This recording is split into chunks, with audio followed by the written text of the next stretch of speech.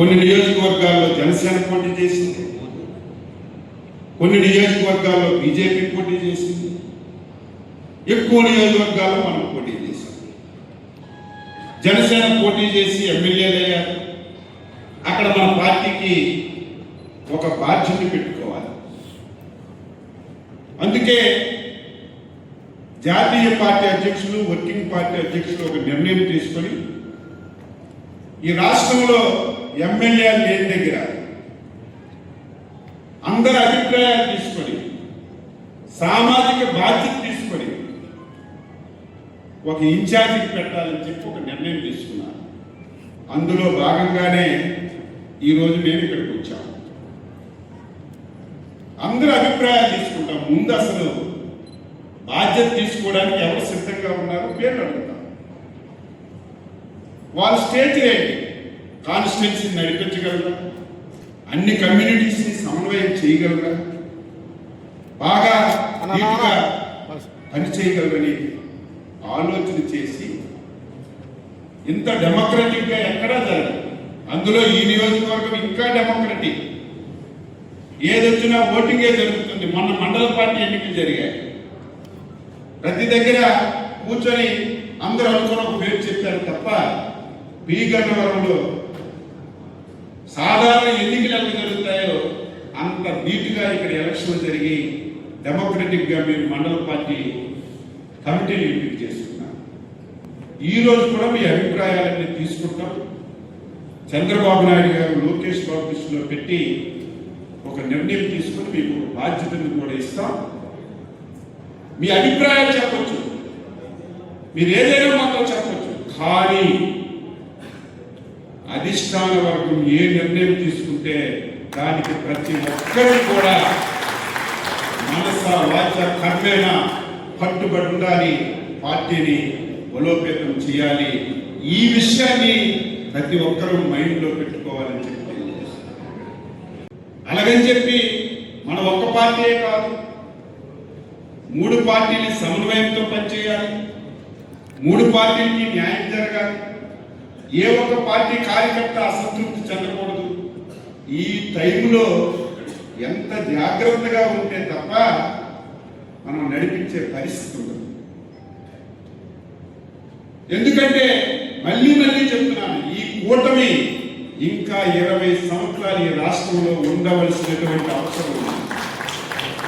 ఆ నిర్ణయం పెద్దలు చంద్రబాబు నాయుడు గారు, పవన్ కళ్యాణ్ గారు, బీజేపీ తీసుకొని ఒక సమన్వయంతో ముందుకెళ్తున్నారు. నిన్న కూడా ఒక మీటింగ్ పెట్టుకున్నారు 3 పార్టీలు కలిసి. ఇంకా ఎక్కడైనా సరే 3 పార్టీల మధ్యన కోఆర్డినేషన్ ఇబ్బందిగా ఉందా, ఇంకా రాష్ట్ర స్థాయిలో ఏ విధంగా కోఆర్డినేషన్ చేయాలి, ఇంకా పార్లమెంట్ స్థాయిలో ఏమైనా కమిటీ వేసుకొని 3 పార్టీల్ని ఏ విధంగా కోఆర్డినేషన్ చేయాలో అధినాయకత్వం ఆలోచిస్తుంది. మనం మాత్రం మన బాధ్యత గుర్తు పెట్టుకొని పని చేయాలని చెప్పి సందర్భంగా తెలియజేస్తూ, చేసినవన్నీ చెప్పండి.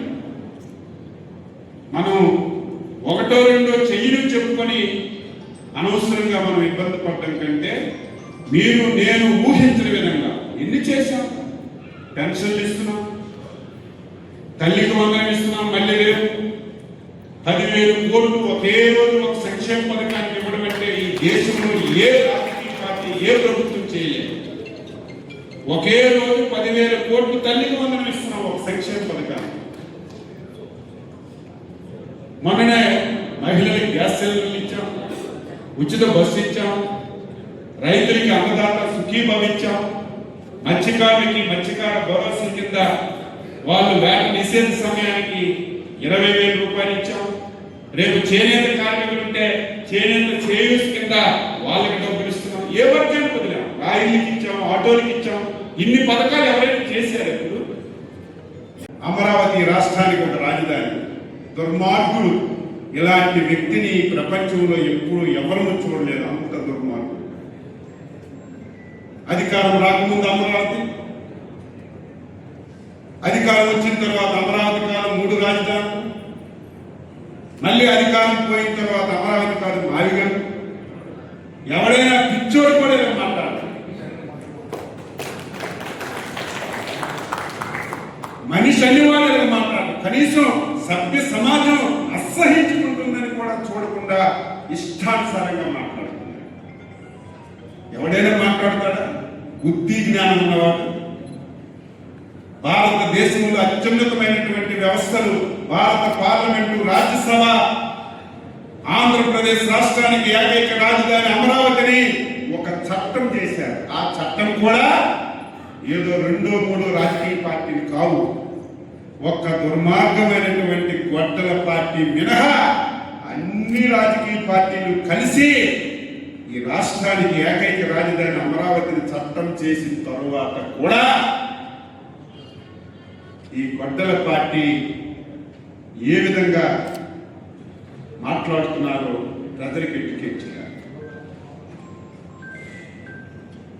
ఈ దుర్మార్గుడికి పదవి వ్యామోహం, డబ్బు వ్యామోహం, ఈ రెండింటి గురించి ఎవరిని వదలదు. తల్లిని వదలడు, చెల్లిని వదలడు, బాబాయ్ వదలడు, చివరికి కార్యకర్తను వదలడు, పార్టీ నాయకుని వదలడు. ఎవరినైనా సరే లేపాడు. అధికారం రావడం ఒకటే ధ్యేయంగా పెట్టుకుని పనిచేస్తున్నప్పుడు మనం డ్యాక్కంతో చూడాలి. ఎలక్షన్ ముందు బాబాయ్ చెప్పాడు, ప్రతి ఒక్కరికి తెలుసు. ఆ పార్టీ నైజం ఏ విధంగా ఉంటుందో ప్రజలకు ఎడ్యుకేట్ చేయాలి. ఆ రోజు బాబాయిని చంపేసి ఆ కేసు చంద్రబాబు నాయుడు మీద కత్తి చేతిలో పెట్టి నారాసుడు రక్త చరిత్రను పెట్టాడు. నిన్న విశాఖపట్నం వెళ్ళాడు. మా జిల్లాలో ఒక మంత్రి, భూమి ఆకాశం ఉండదండి, భగవంతుడు ఒక అవకాశం ఇస్తే అవకాశం సద్వినియోగం చేసుకోవాలి. 5 సంవత్సరాలు పడేంటి చంద్రబాబు నాయుడిని, మమ్మల్ని అందరినీ తిట్టడమే తప్ప ఏమీ లేదు. మొన్న అబ్బాయి బుల్లెట్తో వెళ్ళి ఒక పేద యాదవ గొర్రెలు కాపుని గుద్దేసి చంపేశాడు అంటాను. ఎందుకు ఆ మాట అంటున్నానంటే, ఎవరు కావాలని చేయదు. అవి యాక్సిడెంట్ అయింది. వెంటనే ఆ వ్యక్తిని తీసుకెళ్లి హాస్పిటల్లో చేరిస్తే బతికేవాడు. క్రిమినల్, నీకు ఎవరైనా హెడ్ క్రిమినల్ అయితే కింద వాడు క్రిమినల్ కాకుండా ఎలా ఉంటాడు? అసలు పార్టీయే గొడ్డల పార్టీ, అధ్యక్షుడే గొడ్డల పార్టీ, కింద వాళ్ళు ఎలా ఉంటారు? వెంటనే ఆ కేసును తారుమారు చేసి ఇంకొక వ్యక్తిని పెట్టి ఏ విధంగా మ్యానిపులేట్ చేశాడో మనం చూసాం. ఈ దుర్మార్గుడు వెళ్ళి ఏం మాట్లాడతాడు? 18 సంవత్సరాలు పాపం చిన్నవాడు అంట. వాళ్ళ మీద కేసులు పెట్టారు. వీళ్ళు నైజం, వీళ్ళు చేసిన ప్రతి పని ఇతరుల మీద పెట్టడం వీళ్ళు నైజం. కాబట్టి మనం చాలా జాగ్రత్తగా ఉండాలి. బాబాయిని చంపేస్తాడు, ఇంకోటి మీద పెడతాడు. కొడుకు మోటార్ సైకిల్తో ఒక వ్యక్తిని చంపేస్తాడు, ఒక అమాయకుడిని తెచ్చి కేసు ఆయన మీద పెట్టేస్తాడు. రేపు ఇలాంటివి చాలా జరుగుతాయి. అలా బుద్ధి అనేది. కాబట్టి మనం చాలా జాగ్రత్తగా ఉండి ప్రజలకు అప్రమత్తం చేసి ఎప్పటికప్పుడు మనం తెలియచేయాలని ఈ సందర్భంగా తెలియజేస్తూ